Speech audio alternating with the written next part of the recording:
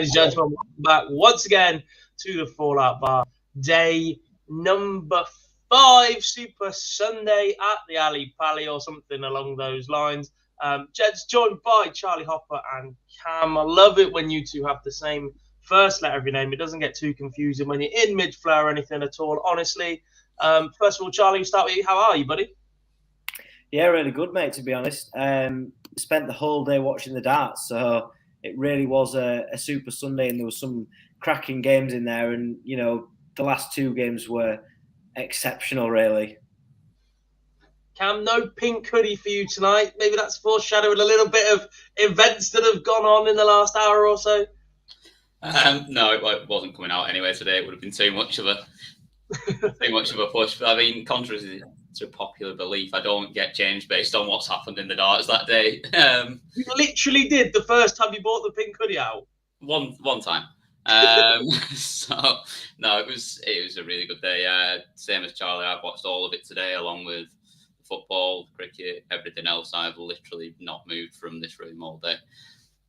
Can we stop mentioning the cricket, please? I wasn't really talking about that cricket, although I did watch that as well. I watched some of the Big Bash this morning as well.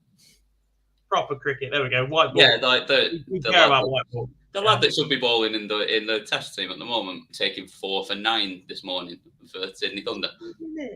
You come across a little bit bitter. Me? Never. That's what happens when you're from up north. Hello to everybody in the chat room, folks. Great to have you with us once again on this Sunday evening in the UK or wherever you are listening. I dread thinking what time it is in Australia. Once again for you, Winita, you're in the chat room. As always, Yankee Clipper is in, Colin is in, Matthew is in, Tommy Tornado is in, Rose is in. No doubt we'll see the love heart eyes emoji coming up very, very shortly when we talk through tonight's action. But first place to start, gents, is the afternoon. 4 games then, and then 4 games this evening. We will go back in order, as that gives us the most time to get the clips ready.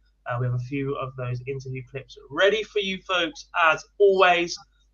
And before we do get underway, please do, if you get the chance, like today's show, subscribe to the channel, and comment below to get involved. We'll try and flash up as many comments from you folks on the screen as possible, as long as you keep them nice and friendly. There we go. 7:16 a.m. Monday. That means it's nearly time for work. No, thank you. Yeah, no, I don't. It's star eyes emojis, not heart eyes emojis. But, you know, the same applies. Henry says, hi, fellas. Tonight was the night the tournament came to life. 3 ridiculous games. Clayton showed the dart. We were world champ to win that. Keane Barry's time will come. Absolutely. We will talk about that in about 26 minutes' time, is my guess. Very precise. We'll see. We've not been too good at keeping to time so far this week. You say that, we've had so many games to talk about. Admittedly, tomorrow we have less to look forward to for tomorrow. There is only 1 session of Monday Night Darts, which means we don't have as many games to rush through. Whether that means we spend more time on each of these games, we spend more time actually looking at games tomorrow, or we do neither and everybody gets to bed early, we don't know. But we'll see how the show plays out. First game of the day then, folks, and it feels like an absolute age ago. I'm like 4 years older every time we sit here at the end of this. Mike Kyvenhoven beating Kai Smith 3-1 up on stage, Charlie. We saw Kai's father, Raymond, win over the weekend as well. But it was just a step too much for young Kai, who struggled against Mike Kyvenhoven going down 3-1. Yeah, it wasn't the greatest game to start off with, to be honest, and Kyvenhoven missed a handful of doubles, so he could have easily ran away with that 3-0, but Kai Smith just showed his frustrations throughout the game, and you could see it on his face. There was one occasion which I thought was going to get him back into life. I think he was 2-0 down when he took out the 1-1-6 on triple 19, and then went straight for the double 1. I was like, when he hit that, I thought maybe we'll see a comeback, but it was just too late really for him. And I thought Kyvenhoven did a pretty professional job on him. The doubles weren't great from him either, but you know, it's just about getting that victory, and we say that every night. We do indeed. Cam, Kai Smith was fantastic in qualifying, and he's been doing bits over in Australia, but I guess this is another example of 19-year-old not really being exposed to big stage PDC darts didn't quite deliver on what plenty of people out there know that he's capable of. Yeah, I think exactly that. I think Charlie was a little bit kind, to be honest, in terms of that it wasn't very good on the doubling. It was absolutely shocking from the pair of them for the most part. The 116 was my favourite. 31%. That's still just under 1 in 3. That's every visit. Yeah, but I don't know. I'm not. It's going to be competitive. Don't get me wrong. You want that number to be somewhere around the 40 and up. 100%. Yeah, especially if you're only averaging 79 as well. That doesn't help. Yeah, you're not going to get enough shots to be able to miss them. Yeah, it was his first time up there. I mean, going away with a set on your first time up there at 19, it's probably not too bad in hindsight, and he'll learn a lot from it, and he'll come again and go again, and he'll have more composure next time for it. It wasn't one that was an enjoyable watch, was it? And you could say that for the next two we're going to talk about as well, to be honest. Yeah, but we've got to keep talking about it because Phil's still waiting for Johnny Clayton, and we don't have any interview clips yet. I'm not planning on one until the third game, but we need to just slow it down a little bit. Yeah, we'll just have to circle back to them. That's just the way that tonight has gone. Obviously, when you get royalty at the Ali Pali, spoiler alert, the Queen was back. A quick word then on Kyvenhoven. Not the most impressive display, but a win, Cam. He's had a little bit of an up and down season, I think. He hasn't been the most consistent player on the tour. And we'll get to this a little bit later on as well, I guess. But he needs to step it up if he's going to win through the next round. Yeah, of course he does. But the first round is just about getting through at the end of the day, isn't it? It wasn't the best performance from him. He was not particularly cool on the doubles. He didn't look very composed. He didn't look like he was in a great place with his game. But at the end of the day, it doesn't really matter if he can. He showed quite a bit in terms of he kept kicking off with 180s at the start of every leg, which if you can tidy up the scoring after that, then he can probably afford to miss a few doubles because he'll be so far ahead in the leg. But he was following those with 60s and 40s and not so much. But that you keep kicking off 180, especially in your own throw, you're going to be difficult to beat. So he has got potential to go and do something in his next round, and this is where I've been doing my research all week. I've forgotten who he's playing now in the next round. He's playing your boy, isn't he? He is playing your boy. Tomorrow, last on, yeah. Yes, tomorrow, last on, yes. Well, one of your boys is I still don't have the Polish budgie or whatever we're calling him now because we got rid of the pitch and nickname. He's gone now, so we've just got one left. Just killing every single bird in sight. On to game number 2 then, boys. And again, a little bit of a slogfest between an Australian and another player. Jason Heaver this time beating Gordon Mathers 3-1 in a game that again delivered low 80 averages, Charlie. Yeah, I mean, I'm kind of glad it didn't go to a last set decider, to be honest, because it just wasn't a great game. But having said that, both players are ranked similar to each other. So I was kind of looking forward to seeing who was going to, sort of slog it out. And Jason Heaver really impressed me, actually. It wasn't a great game in terms of averages, and there was no real standout high checkouts or anything like that. But and only 2 180s thrown from Heaver, but he got the job done. And look, he did well to stop any resurgence from Gordon Mathers, because at 2-0 up, I thought he was going to cruise it. He came back to 2-1, and I thought this could get a little bit nasty for him. And he then reels off the last 3 legs to round off a 3-1 win. So he'll be happy with that. But Gordon Mathers just didn't really get going in the game at all. Yeah, Cameron, I suppose that's a little bit of the story of Gordon Mathers' season. I think, if memory serves me correctly, he came through Q School pretty late, if via the order of merit. He's been steady on the Pro Tour, but he hasn't really dug up any trees as such. He's another player that for me, they just exist on the Pro Tour right now, and I need to start knocking a few more people out of the way. Don't get me wrong, completely understand this is a very, very competitive era, and it's quite difficult to do that, but he's one of them players that doesn't seem to have his day as often as others that mean he can go on these little runs. Yeah, you can't just keep, like you say, just existing, winning 1 or 2 matches here and there, because you're not going to stick around for very long. You're going to fade away, and and you're not going to get there. I think he looks like he might make it competitive for a little while in the middle of that game. He fired in a couple of 180s in the set that he won, and you thought maybe this is going to be where it kicks on. Like Charlie said, I'm kind of glad it didn't go to a final. Maybe because we'd probably still be watching it now. The next one as well. Yeah, but to be fair, I was quite impressed with Jason Haber in the last set. He just comfortably closed it out 3-0, and it was. Yeah, look, if he played every set like he did that last set, Charlie, it might have been a completely different story. But I guess when you're up there on that big stage in front of that crowd, playing for a significant amount of money, we've seen that affect quite a few players so far this tournament. Yeah, and I wasn't really sure how Jason Haber would settle into it. But the first set, he had 75% on his doubles. So, he'd settled in well. He'd got off the stage pretty quickly. He'd done the job basically. But obviously, that was going to naturally deteriorate as the game went on.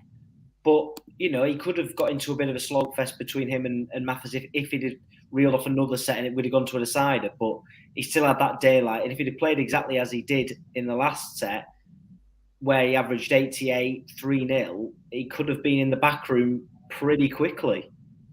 He could have. Indeed. We should be moving on to the next game right now, but I'm still waiting on a few clips. Admittedly, one of them is for the next game, not the one we're talking about. But I thought just to give us a little bit more chance so we don't disrupt the flow of the show too much, what I'm going to do now, boys, is let's have a quick look over our fantasy league and show you who is leading. Charlie's all of a sudden looking quite happy. Look at the grin on Charlie's face. The league is Sean McArdle, 89 points in the OD Fantasy League. Bradley Moncur in second.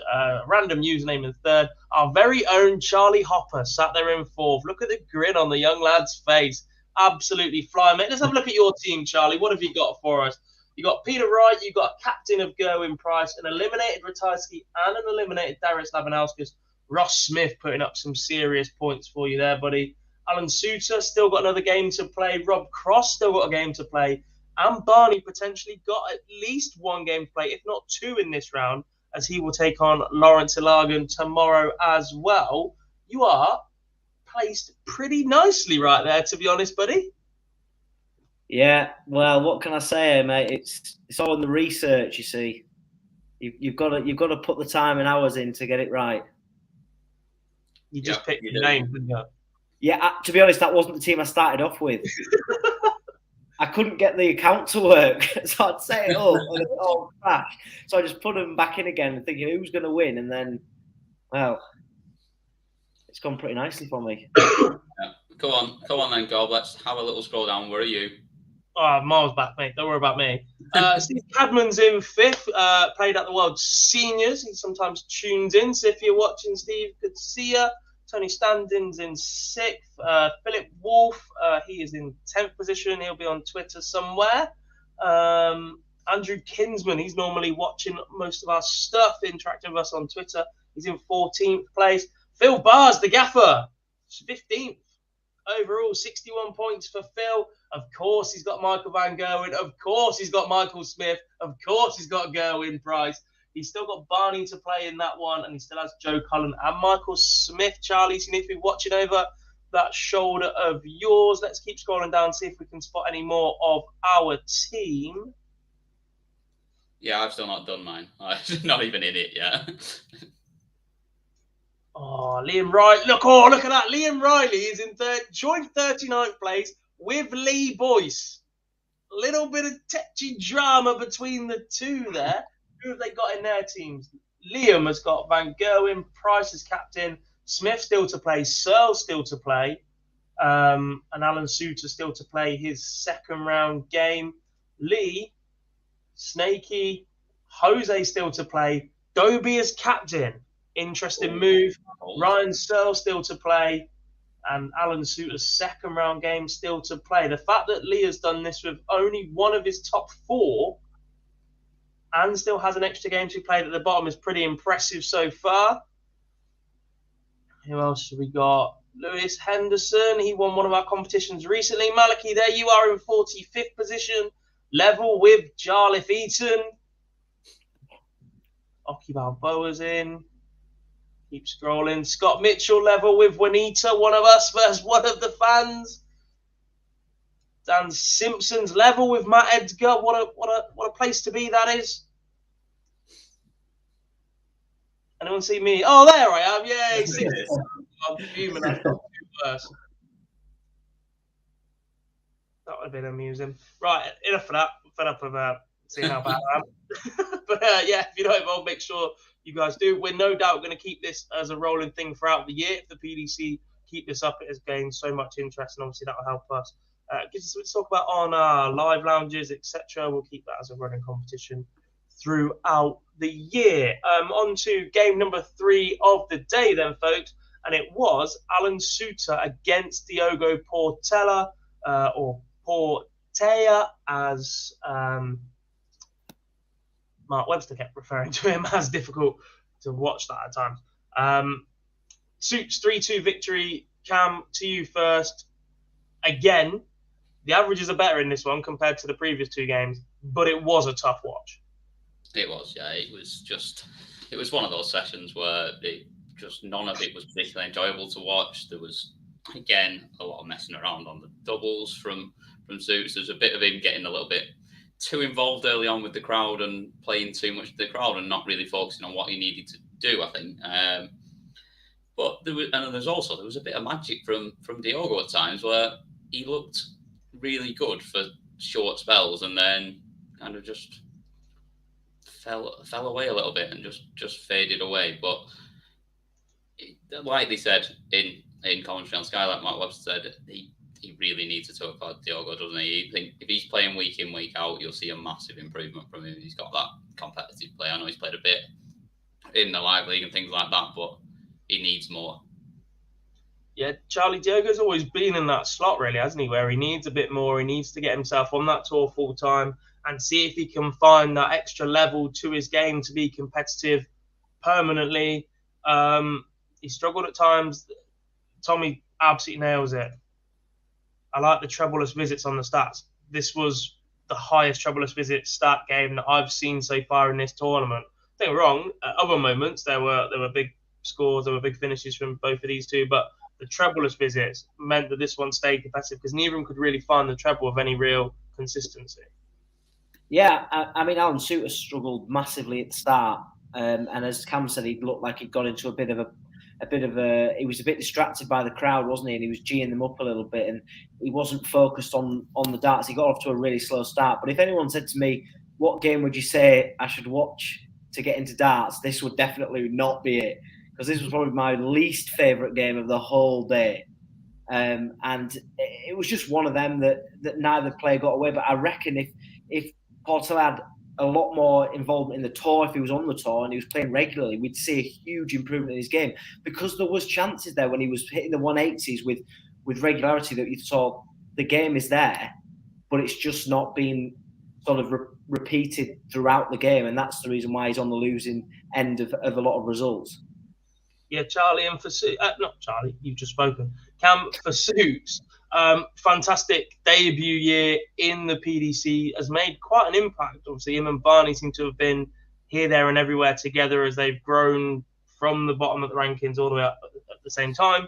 I think this one can be put down to the fact that it's his first time up on that big stage. Played at the UK Open before, played Barney at the UK Open before, but the World Championships is just a little bit different and didn't quite produce the game we've seen from him on the floor this year, but more in the tank, big occasion, playing Diogo, who has reputation at the Ali Pali as well. Chalk this one up to experience for Suter and the fact he's still in. Well, yeah, that's it at the end of the day. I mean, how many people do we see after the first game up on that stage and go away not performing and not getting a result? And he, despite not performing as well as we know that he can, has got through. So that's all you need to do, especially on your first time up there. If you can still, despite being below the level, get yourself through, then we know he can be dangerous. And like I said, he's not been in the best form recently, like he was when he first sort of got onto the tour at the start of the year, and he started off really well. he's kind of fallen away a little bit. So this could just be the one that kicks him on again now, and he has got a little bit of a chance to make it difficult for people. He has indeed. Sam says Suit has been an exciting watch this year, so expected better. Yeah, but I think we've just covered that a little bit. Jamie says, does the Scotland chant offend Cam? I hope not. He's from Blackburn. Yeah, no, absolutely doesn't at all. I mean, I do have the most Scottish name of all time, but to be fair, my granddad was. It might offend Scott from the team, but it certainly would not offend Cam. He's singing along. He's the rowdy one. The man can't even go a show without a beverage to his side. I mean, actually, that is a glass of water. I'll have you find. Well, mine's empty, but I was on one earlier. Yeah, I mean, it is in a wine glass because there was wine in it before, but it was definitely wine in it last night as well. I saw you. I got my eyes on you, McFarlane. Oh, yeah, I had wine last night. Of course. We needed it. On to, we don't have that interview ready just yet. I am waiting on PB to drop them into the software for us. He's obviously still caught up with Johnny Clayton, so hopefully we get that one as soon as possible. We're going to move on. If we get them in time, we'll circle back to them. If not, and he drops on in a minute, we'll just go with updates from wherever we get to. Jamie says, Gob, is that a Christmas jumper? It is, mate, in a fashion. It is a Liverpool FC Christmas jumper that says Feliz Navidad, which is very Scouse, I think, very apt. And let's not talk about the football today because it was... If anybody follows me on Twitter, you know my feelings about the refereeing today. Cam and I have had words. On to into that, we're gonna have. It's going to be a very long show, and there's going to be not much to so. On to the fourth game of the day, the final game of the afternoon session, and the first round 2 match of the day, featuring Stephen Bunting as the seeded player against Ross Smith with his brand new online darts patch on his left sleeve. Boys, this one, look, the averages don't say great. 88-94 was a belter. An absolute enjoyable game to watch this. Could have gone either way. Real ding-dong battle, Charlie. And look, the emotions were there for both players. I just thought this was a really good watch. If after this game you'd have told me that the action later on would have been even better than this, I'd have said no chance. Because this game was incredible. The fact that Ross Smith at 1-0 had darts to take it to 2-0 and Stephen Bunting hung in there and just about managed through the last thread to level up the game and then take the lead. It was what a game. And that 167 from Ross Smith and then a 102. It just had everything. And that's serious bottle from Ross Smith as well right at the end of the game to take it out in that fashion. That'll take him a long way, will the win. But dumping out a big seed in Stephen Bunting as well. Yeah, and another part of the draw that might potentially open up in a bit. We'll get to that very, very shortly. I suppose, Cam, this one is the most apt representation of set play you're ever going to see. Ross Smith absolutely cruising, wins the first set 3-0, goes 2-0 up in the second, pegged back to 1-set by Stephen Bunting, who clings on, and then finds himself 2-1 up, does Stephen Bunting. Yeah, it was literally, at that point, looked like Ross could have absolutely run away with it. And I think if it hadn't been set play, I think we might well have seen that. Because Bunting would have just been too far back. But that is the beauty of this format and why it's my favourite format, to be honest. I just love that you can be one leg away from winning it and all of a sudden you need another 3. And it was just a brilliant game to watch. I thought it's huge as well, this, I think, for Ross Smith, and the fact that he had a massive wobble when he missed the darts to go 2 sets up and then had a wobble again in the next set. But to come through that and then finish it off like he did under the pressure that Bunting was then putting him under at that stage, I think that's massive going forwards. And I don't think he'll be one little bit scared about either Dirk or Boris Koltsov in the next round. I don't think he will either. But again, we'll get onto that bit very, very shortly. Charlie, the other thing to talk about in this game is the fact that for the first time in the World Championships this year, we got a tiebreaker. The final set has to be won by 2 clear legs after the first round, basically second round onwards. This one didn't go all the way to the 5-all sudden death leg because of the brilliance of Ross Smith in back-to-back legs, a 167 followed by a 102 for the match. unbelievable darts under the most extreme pressure. Back-to-back 12 dart legs with those two finishes is world-class in any format. Seriously world-class. And you saw with the 167 the reaction that he gave. I mean, if it wasn't a tiebreaker, then that would have been an incredible way to finish it. But to then not ease off, because he kind of would have said, "Oh, that's my side of the job done, because I'm ahead of the game now, and it's Steve who's got to throw out." But then to still chase it and to take out the checkout that he did to win the match was incredible. And you saw the reaction from Steve Bunting.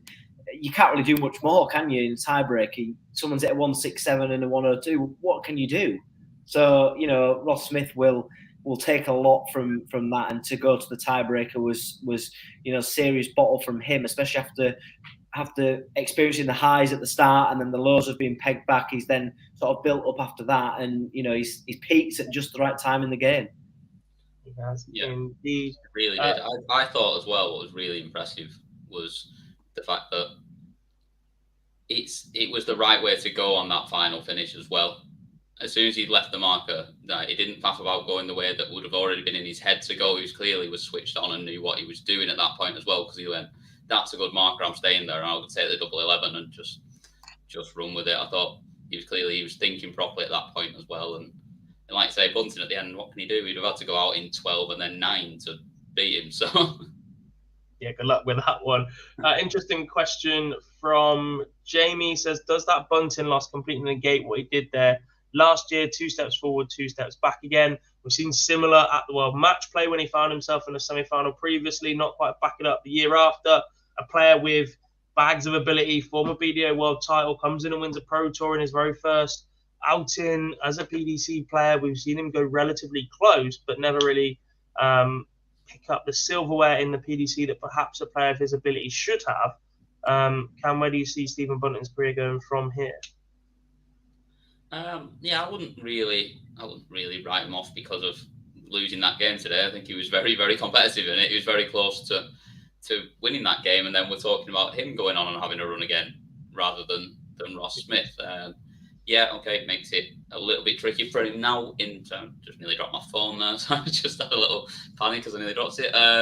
Yeah, it just makes it a little bit tricky for him in the fact that next year he's going to be defending a hell of a lot of money when he gets to the World Championships, because he hasn't got any this year from it really, other than what he's got. But he's very careful again of going on a run again next year and defending that money. So I wouldn't be too concerned for him. But I think he seems to have the confidence of the last year or so that his game is there and he's back to the sort of levels we've seen from him in the past. So I think he'll be just fine.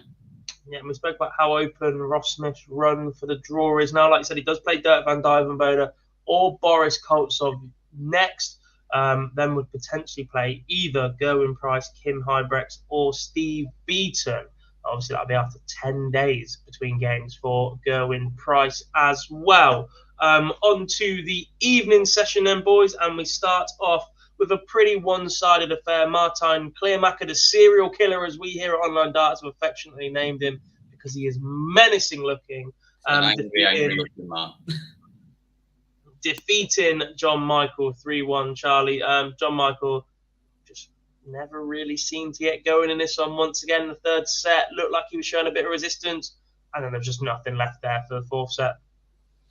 Yeah, I mean, Kleermaker was probably got away with one today, to be quite honest. I do like him and I rate him, but his doubling is really poor. He had 33 opportunities at a double and only took 10 of them. So it shows how big a difference there was between the two players. But his doubling, he will get punished if he plays a much better, more clinical player. But yeah, the difference was there to see from the start, really.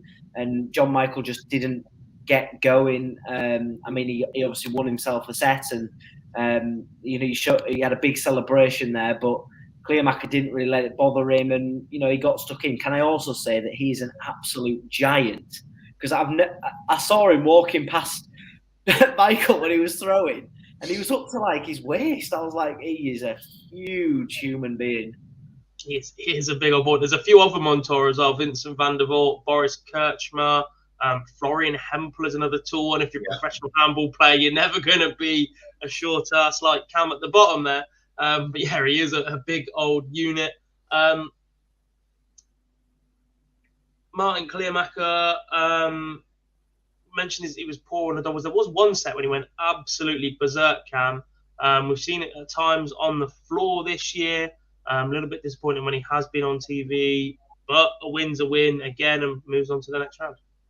Yeah, I think this is one of the interviews I've actually already watched that he did with Phil after the game, and I don't think he wasn't really concerned whatsoever about the fact that he didn't play particularly well today. He was just happy to finally get up there after missing out last year, and just happy to get the result and move on. And he knows there's a lot more in the tank and that he can play a lot better, and that he has been practicing and playing a lot better than he did. So it's just another case again of just getting through that first round.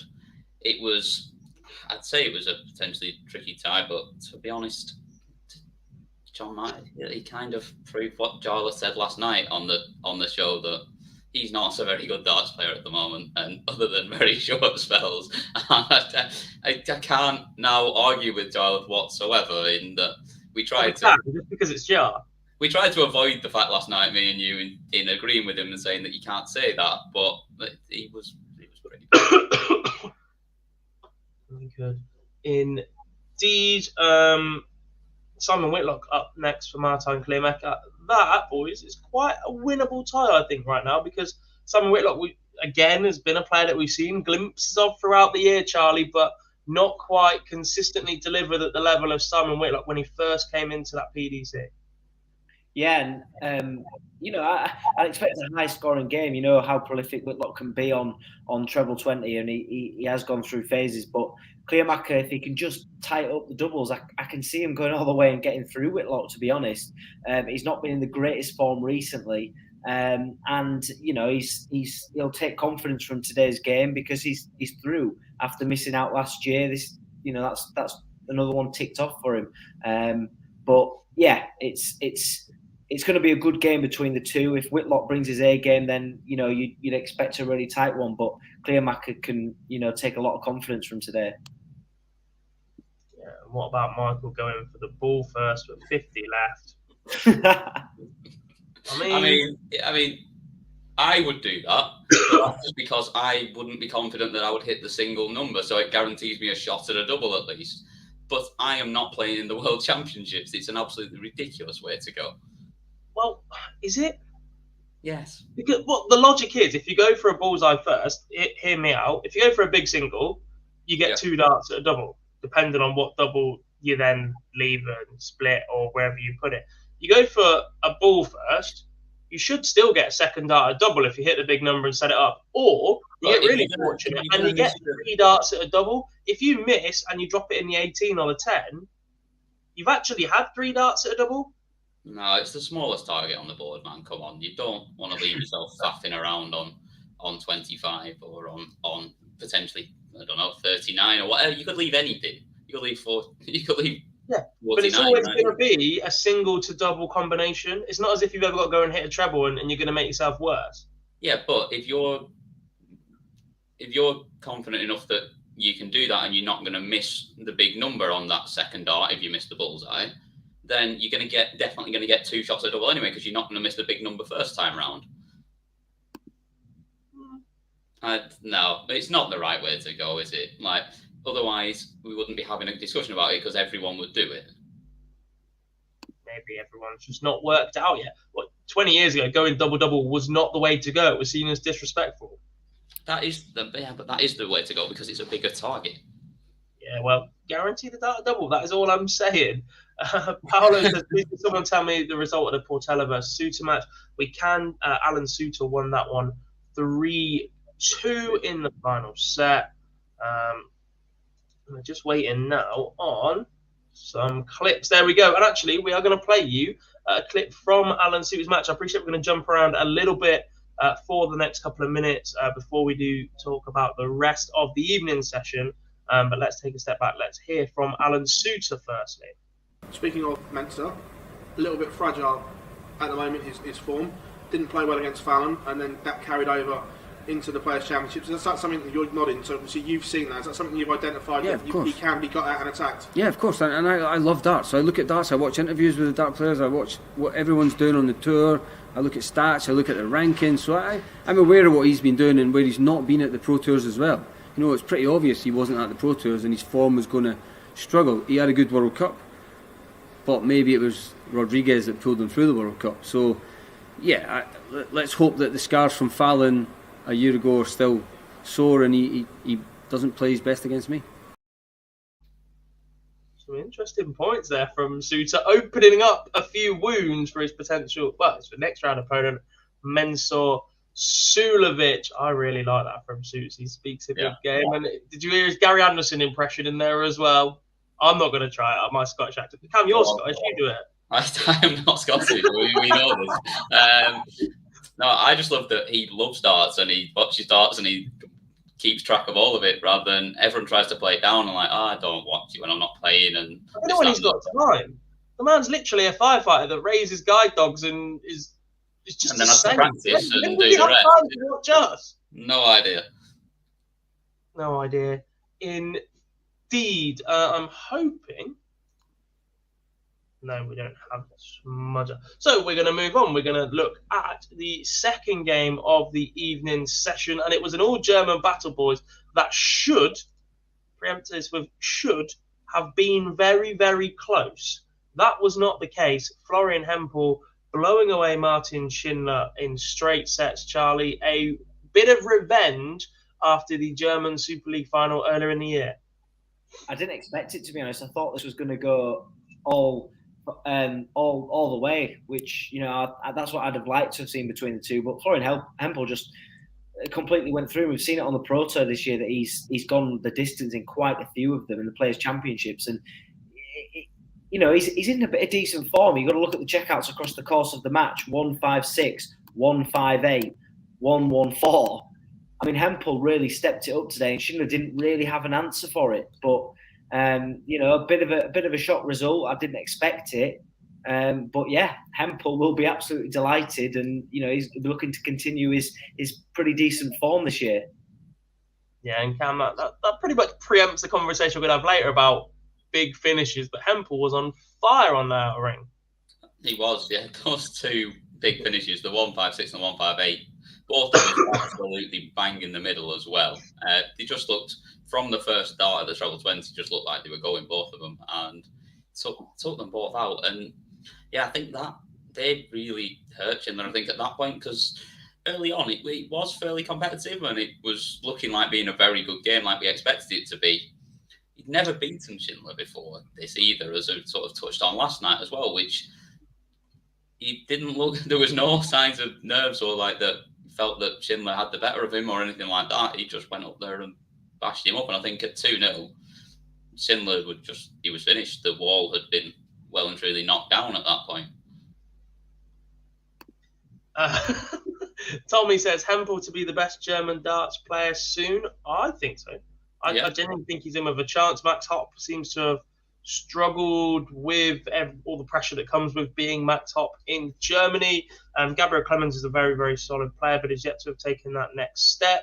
I think Hempel, look, we've seen the qualities that being a sportsman from another sport can bringing into darts can help you with. Gerwyn Price, obviously coming in from rugby, Hempel, professional handball player previously, knows how to deal with the media and that sort of thing. So was never really worried about going up in those situations. I think his action, by the way, I mentioned a little bit, it's a bit like Mark Selby when he plays snooker. There's a lot of movement at times when it doesn't really matter. But the minute he sets the dart back and brings it forward in a straight line, the speed is good, the consistency is good. It's a straight line. There's a brilliant extension of his arm. The release is always at the same time. It is very, very solid. And you can get a little bit distracted by him with all that movement to start around. But the minute that dart is back in that trigger position, boys, it looks solid, Cam. Yeah, it really does. Like you say, there is a lot of movement about, but as long as he keeps that timing and keeps it, like you say, solid at the point where he actually gets into position, then it really doesn't matter. And as long as he can stick with that, there's not a lot to go wrong with it. There isn't. Well, according to Jamie, it's actually. But I think the way that I just explained it, that there's a lot of messing around with it before he throws, but the minute he comes to throw, he looks absolutely fine. On to then the penultimate game of the evening, boys, and the one that everybody's been waiting for 3.5 days, or at least it feels like it, because that's when Sky started promoting this one. Fallon Sherrock returned to the Alexandra Palace against Steve Beaton, who made his 31st World Championship appearance. What a record for an absolute legend of a man. There is absolutely only one place to start, though, Charlie. Who on earth does that Alexandra Palace crowd think they are, booing Sir Steve Beaton?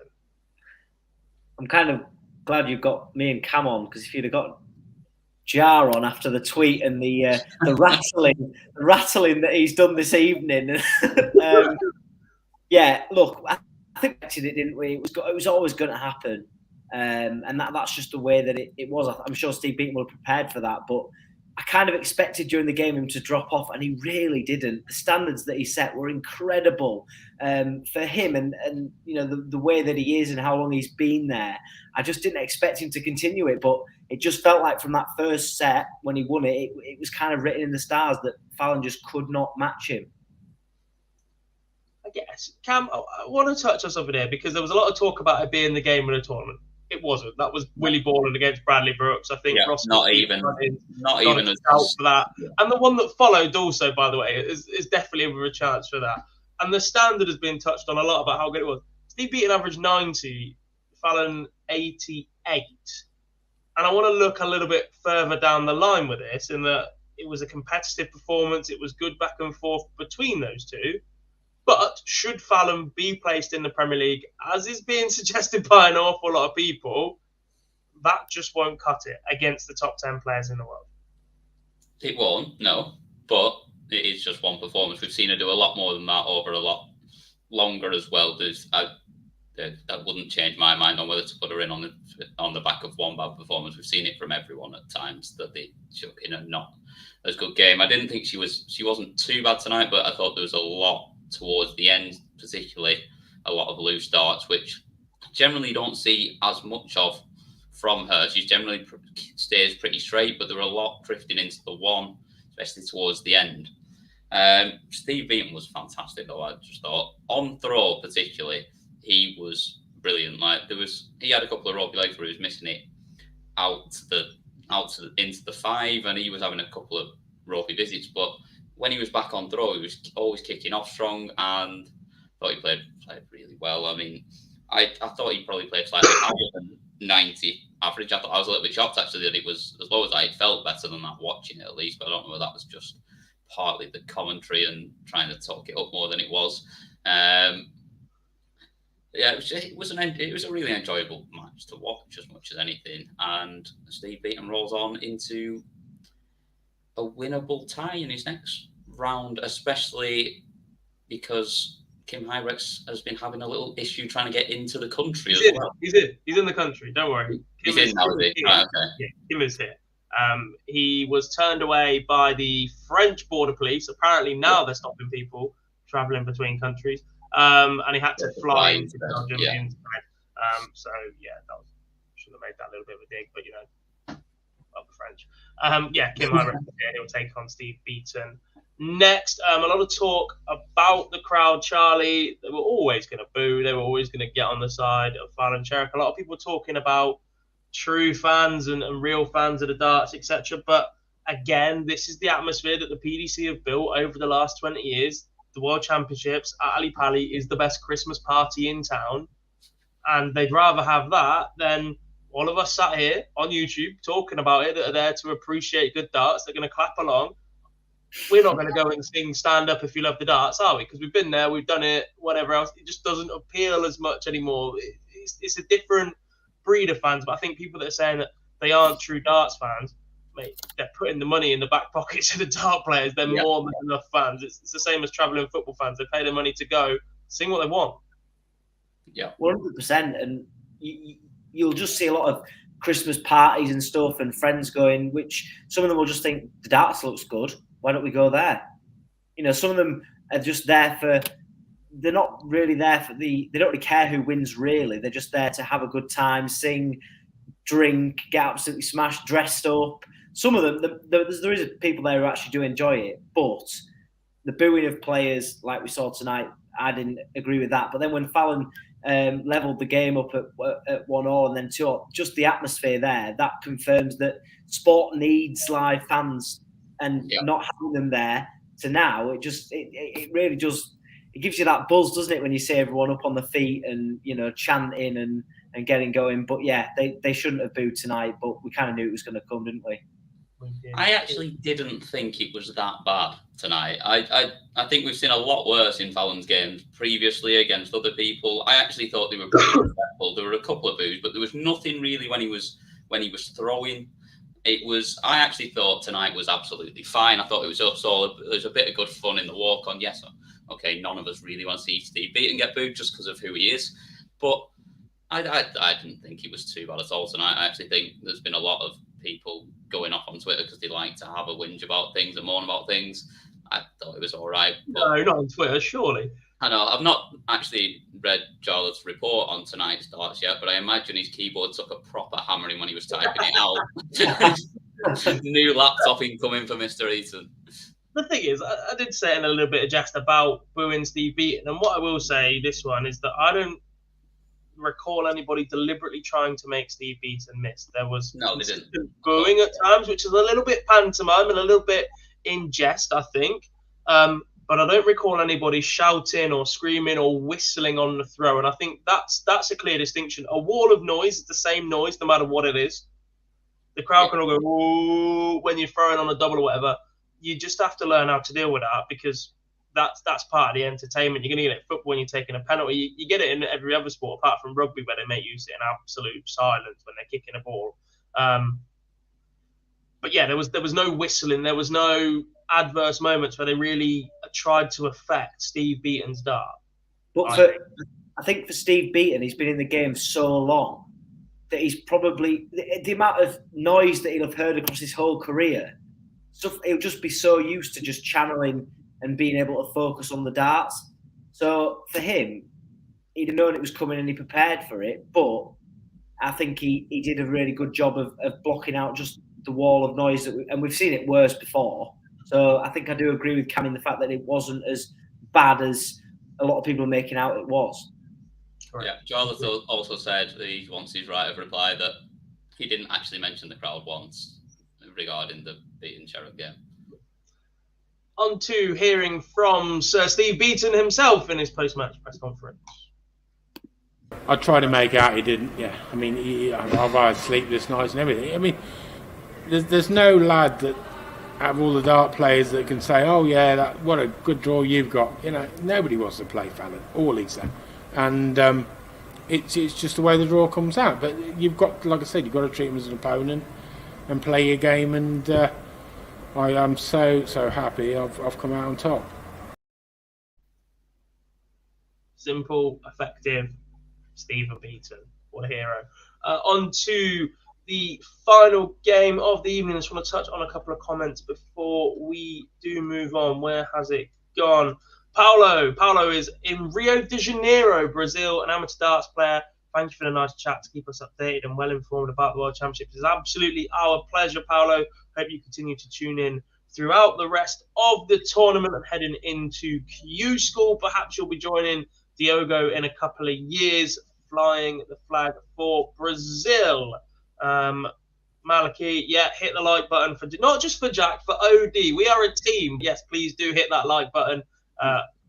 Don't forget to subscribe to the channel and comment below to get involved. We are quickly approaching 20,000 subscribers. You guys remember how crazy we went when we hit 10K earlier in the year. There will no doubt be some form of substantial giveaway at 20,000 subscribers on this YouTube channel. So make sure you are involved. Hit that button now, please, folks. You really will appreciate it.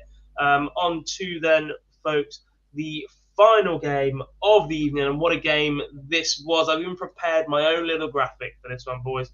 This says absolutely everything you need to know about the game. And that's not even the right one. there's another one of those, and I've put the wrong one into the show. There should be a second one because it's missing 150. There were 10 ton plus checkouts in the final match between Johnny Clayton and Keane Barry, 5 each, Cam, as Johnny Clayton shows off his credentials to add a 5th televised title to his repertoire this year. The man's already been on an absolute assault of silverware, and he looks in fine form, pushed all the way by the young Keane Barry.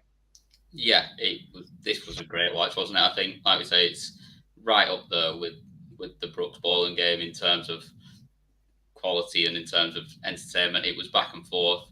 Johnny Clayton was banging trouble at one point in the middle of that game, and the way he fought back out of that, and then the last 2 sets were just absolutely astonishing from him. He just fired in the, like, obviously Keane Barry at that point had hit 4 or 5 ton pluses already at that point, and Johnny had hit 1, I think, and then fired in 4 more in the last 2 sets to just run away with it. And it was just, I've never seen anything like it. I think the records was 7, I think, for a 5-set game before tonight. So that was comfortably beaten before we got into the final set. Only 4 matches have had more ton plus checkouts, I think, than we've seen tonight at the World Championship, the 04 World Final, and a couple of others as well. Charlie, a real examination of Johnny Clayton. Like we said, he's been in unbelievable form this year. The only issue for him is that he's been winning the non-ranking televised events, but he's been competitive in virtually everything that he's done. A real test in the first round as he comes out the other side of it with, by the way, the best average of the tournament so far. Yeah, really impressive from the Ferret. He just took his game to another level. It felt like Keane Barry matched him, and if not bettered him for the majority of that game.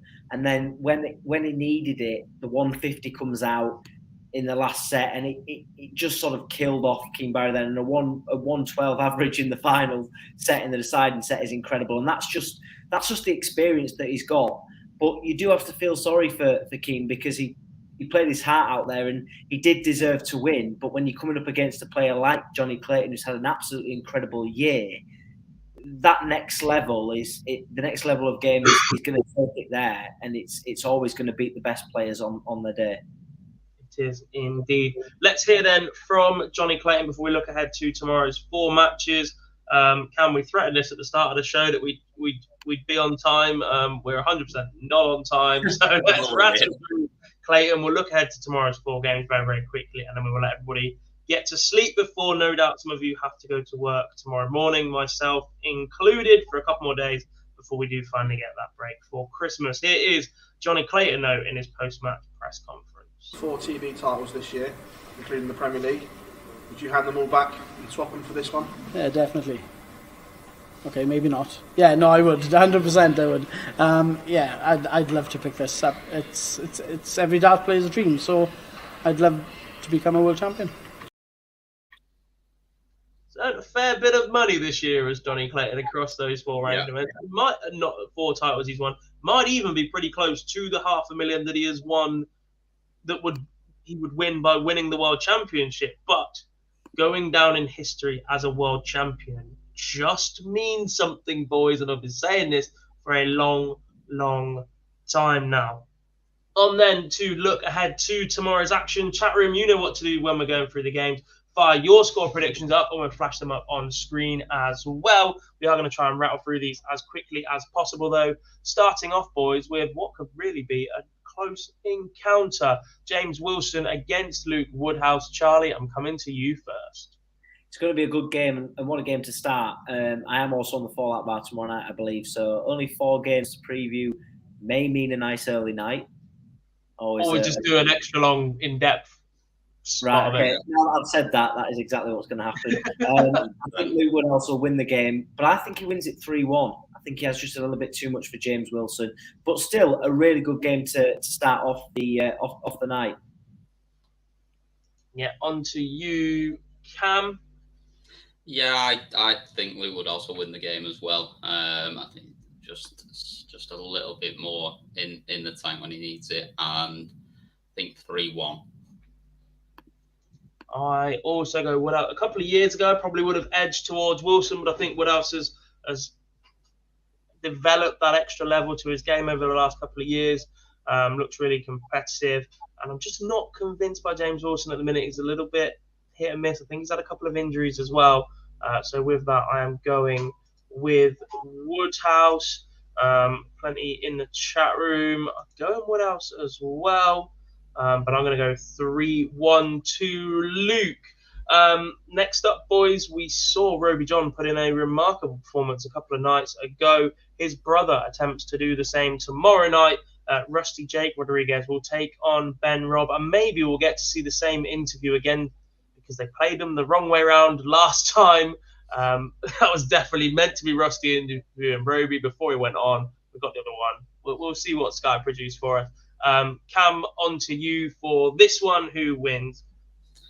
I fancy Rusty to win. I think he's been playing some good stuff over the last few months, and I think he'll win relatively comfortably. I think 3-1 for me again. Charlie, on to you. Yeah, I don't think it's going to be a classic of a game. Might be a bit of a slogfest, but I expect him to get the job done. I'm going to go 3-0. I think just the quality that he's played a lot this year, hasn't he? And he's had a lot of games under his belt, so I expect him to to have too much and to get the job done relatively easily. Yeah, I'm a bit stuck on this one. I think Rusty has been fantastic. Ben Robb, one of 5 Australians in the field. I think we lost 2 yesterday. Raymond Smith. That must be more than 5.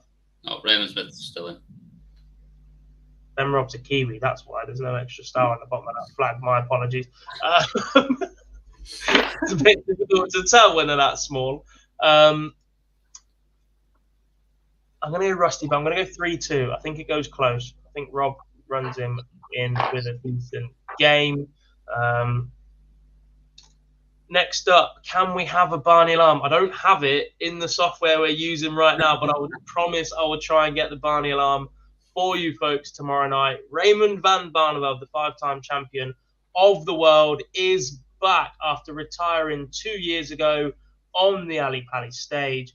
He returns once again to the PDC. He takes on one of the quirkiest players in all of darts, but with the most fantastic action, Lawrence Ilagan from the Philippines. Cam, you're nodding in glee, which means you're going to go first on this one. We all like Lawrence Ilagan. He's just very fun to watch, isn't he? As long as he stays out the way of the bloody camera, because then that was my next bit. As long as he keeps his arse out the way and we can actually see what's going on, that's always more of his backside than my own. Yeah. I'd like to say that he's going to push Barney close and he could possibly win it, but I just can't quite see it. I don't think he'll have had enough in terms of preparation and that match practice this year to go and be able to do it. So I think we see Barney win, becoming a bit repetitive here, but I think 3-1 as well. Yeah, Charlie, I think we've seen 4, maybe 5 players that would normally be taking part on the Asian Tour play in the World Championship so far. Not a single one of them has managed to win a game so far. Lawrence Ilagan, normally pretty high up on those rankings, but again, without that tour, has struggled for match practice this year. How do you see this one going? Yeah, I think Barney will get the job done. I'm looking forward to seeing him walk out, to be honest. I'm hoping that the crowd really give him a massive reception tomorrow. And I'm looking forward to seeing Ilagan as well. He's always impressed me when I've seen him, but I think Barney wins it. I think Barney wins it 3-1. I think it's just the gulf between the two is pretty big, and obviously Barney's been heavily involved now that he's back involved on the Players' Championship and everything. But yeah, 3-1 to Barney. Yeah, I'm going to go 3-1 as well. I think Ilagan does pinch a set. He's just got that ability to wind players up and get under their skin a little bit and produce those moments. But look, Barney's been pretty consistent this year from what I've seen. He struggled a little bit early on with the fitness and getting back into the regime of being up Pro Tours consistently. But I think there's still definitely a game there for Raymond van Barneveld. And actually, I think if you're the players at the World Seniors field, looking at the way that Raymond van Barnevelt's playing at the minute, you're glad he has a tour card, because he would be pretty high up in that as if he wasn't formidable enough. By the way, we keep talking about the fact that there's been no Asian tour and that they're all struggling for a bit of match practice. Live League Asia? What do you think, Phil? What else in the background? Restrictions. Final game tomorrow, boys. We touched on this one a little bit earlier because I was grinning with glee. James Wade gets his World Championship campaign underway against Mike Ivanhoven. A little bit flat earlier on. But Cam, how do you see this one going? I think this could be quite a tasty one. I think this could be game of the day. And I've just got a little bit of confidence in Ivanhoven after listening to you earlier. So you've got a bit of confidence in a man that averaged 88.88. Exactly that, but that was just I don't know. I'm just talking myself out of it already. I just want to get the out of you again for the second time today.